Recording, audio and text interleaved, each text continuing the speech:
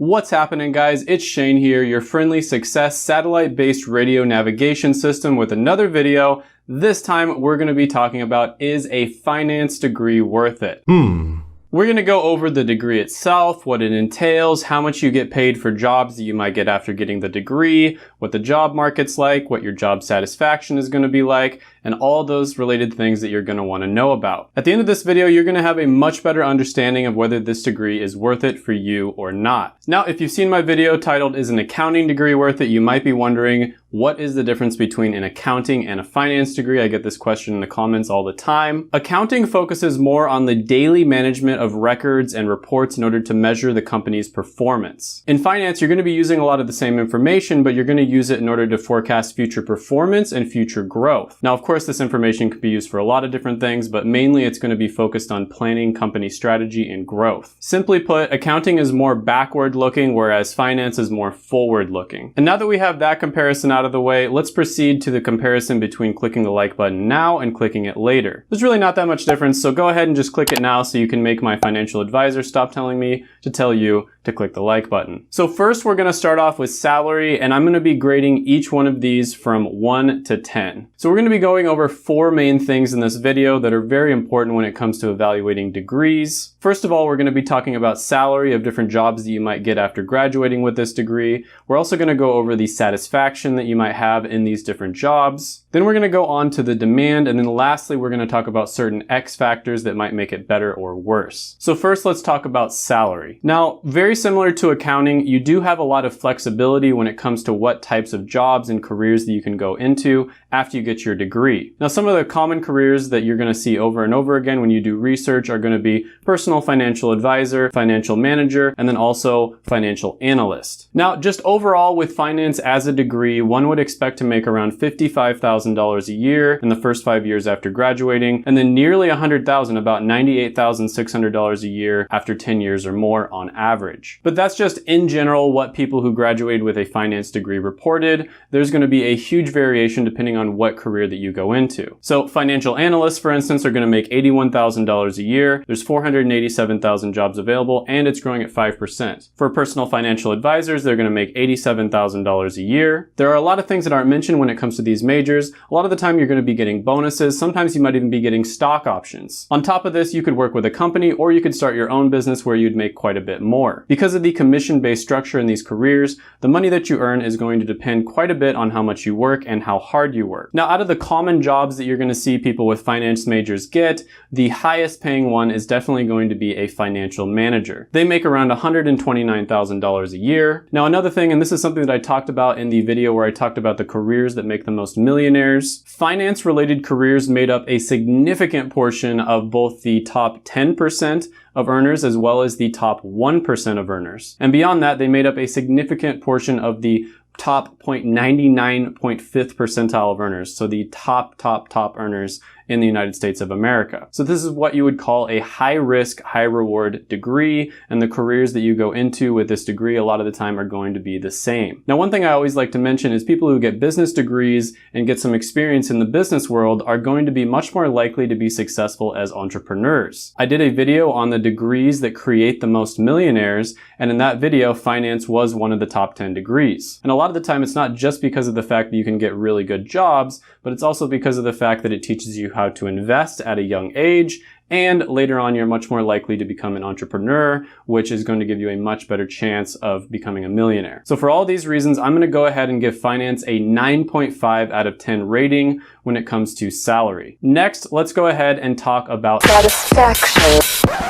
No, not that type of satisfaction. That's not what I'm talking about. With satisfaction, what I mean is the percentage of employees that are satisfied with their job, of course, and also I like to add in there the percentage of employees that think that their job has a lot of meaning, aka it gives a lot of value to the world. A high-paying career doesn't necessarily mean you're going to be satisfied with your job. It also doesn't mean you're going to have much value in your job just because of the fact that you earn a lot. Now, according to payscale.com, jobs related to finance, like personal financial advisor, financial manager, etc., are going to have an average or below average score when it comes to meaning. Personal financial planning, aka personal financial advisor, is going to have the highest meaning score when it comes to all the finance-related careers. However, However, as you can see, most of them have a score of 50% or even below 50%. Now, this is really low when you compare it to healthcare-related degrees or education degrees. However, meaning isn't the end-all be-all. Everybody's different, and meaning and job satisfaction are going to be different for everyone out there. There are many careers out there that are extremely meaningful, for instance, medical doctors, for instance, where there's a lot of people who are absolutely miserable doing it just because they're not a good fit for the job. So that's why we don't just look at meaning, we also want to look at overall job satisfaction. Out of the 3 careers that we mentioned, a higher than average percentage of them would say that they're overall satisfied with their job. Now, this could be because of a bunch of different reasons, but one of them, for instance, would be that the high salary sometimes can compensate for the lack of meaning in someone's career. It could also mean that although the career itself doesn't have very much meaning, they enjoy doing the job. And this makes sense. I mean, if somebody paid me to play video games all day long,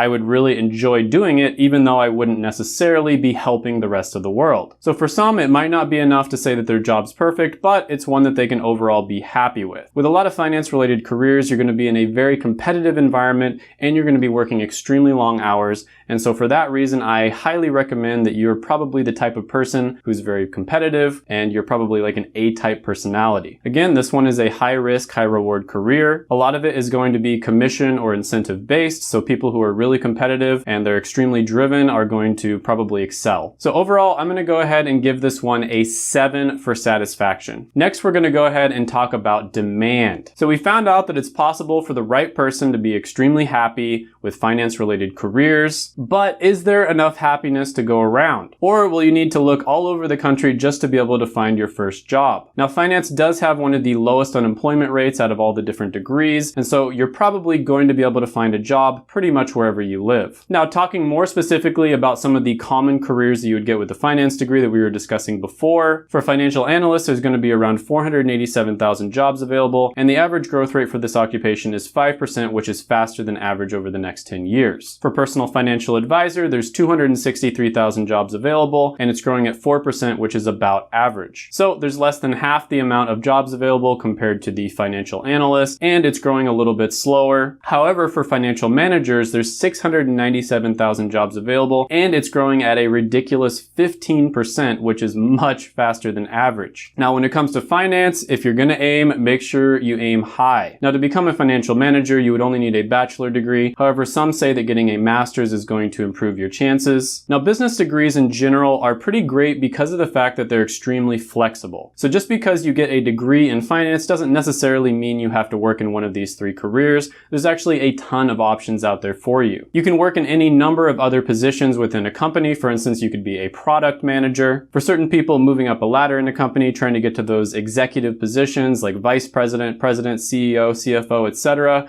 is what's going to make them happy. Now, on top of that, I've mentioned this before, but business degrees are much more likely to be successful when it comes to opening their own business later on down the line. So there's a ton of flexibility here. It really doesn't matter what industry you go into or what business you try to work for. Pretty much everyone is going to be hiring business majors, and pretty much everyone is going to be hiring people who have finance skills. So overall, it might be a little bit difficult for you to get your very first job. That's always the toughest part. Once you get your foot in the door, you get your first job, you get your first 2 years of experience. After that, it's going to be relatively smooth sailing, but I would give this one an overall score of 8 for demand. Now let's talk about X factors. Now, having a degree in finance, working in finance in general, can come with a lot of financial freedom. First of all, if you major in finance, you're very likely going to be someone who is going to be investing at a young age. Most people don't start investing until their 30s, sometimes even 40s. They don't even start thinking about retirement and thinking about saving their money and investing it instead of just spending it. So if you start investing in your 20s, you're way, way, way ahead of the curve. On top of this, you're going to be looking at financial markets all the time, and so there's a very good chance that you're going to recognize certain opportunities, and that might lead you to starting a business or just getting a job in a certain industry that you think is going to do really well. So the diversity of knowledge and expertise is one of the things that makes this degree very interesting. You see all these different investing and finance related channels popping up on YouTube,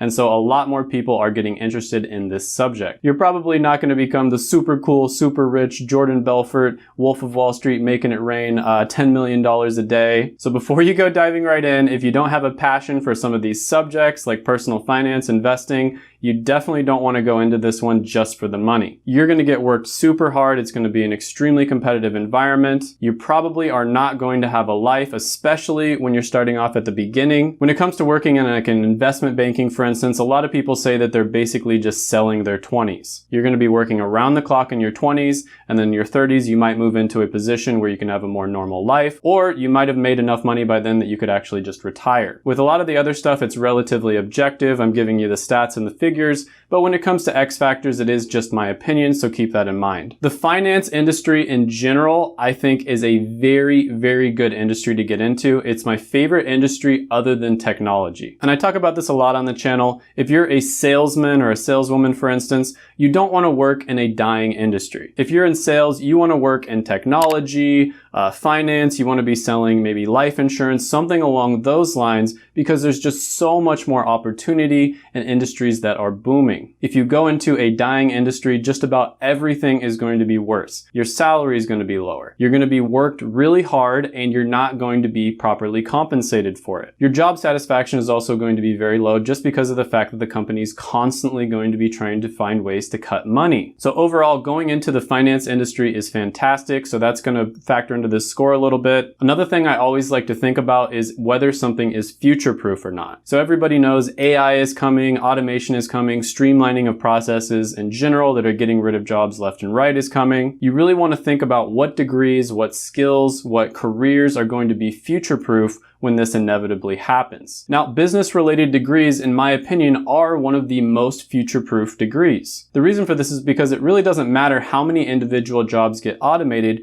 you're always going to have people with business skills. People who make decisions in companies, people who look at the numbers, people who analyze the data, etc. And as I mentioned before, business-related degrees are extremely flexible. In fact, I'd say they're probably the most flexible out of all the different types of degrees. So if by chance your job does end up getting automated, there's a very good chance that the skills that you learned from that job will be able to transfer over to another job that maybe doesn't even exist right now. I also mentioned before how finance was one of the degrees that created the most millionaires, and that could be for so many different reasons, and it could have happened in so many different ways, but that's kind of the point when it comes to finance. It could have been that they got a really good high-paying job, like they became an executive, for instance. It could have been that they ended up starting their own business. It also could have been that they were just extremely smart when it comes to investing. They started investing at a young age, and so therefore they were easily able to become a millionaire. So overall, I'm going to go ahead and give finance a 10 for X factor. So I'm going to go over the pros and cons really quickly. So some of the pros, there's a ton of money when it comes to finance. They make high salaries in general, and there's an opportunity to make ridiculously high salaries if you're an extremely competitive, kind of A-type personality who can make it that far. It's just a fact. You make a lot of money when it comes to dealing with matters that are related to money. Then after you acquire more experience and you get a few years under your belt, you might find yourself making even more money than that. This is one of those rare careers that's incentive-based, and so you're not really exchanging your time for money, you're actually exchanging your work for money. So the harder you work, in some cases probably the luckier you get, the more money you can make. The second thing is flexibility. I talked about this before, an extremely flexible degree, so many different career paths you can take, so many industries you can work in, so many different occupations you can go into, and a lot of them are going to be high paying and in demand. Another thing is the demand. There's pretty high demand for this degree. There's going to be a lot of opportunities out there, and unlike a lot of degrees out there, you're probably not going to even have to leave your own city. Although if you want to go for the really high paying jobs, you're probably going to have to move to somewhere like New York. And the projected growth for finance related careers is either as fast as average or at the very least average. Now the cons, there's going to be a really big one, and that is going to be stress. I was looking this up online, and as you guys know, I've done hundreds, if not thousands of hours of research by now on different careers and different degrees. And I always look on different forums, for instance, just to see what people are saying. And I noticed that out of a lot of careers and a lot of degrees I look at,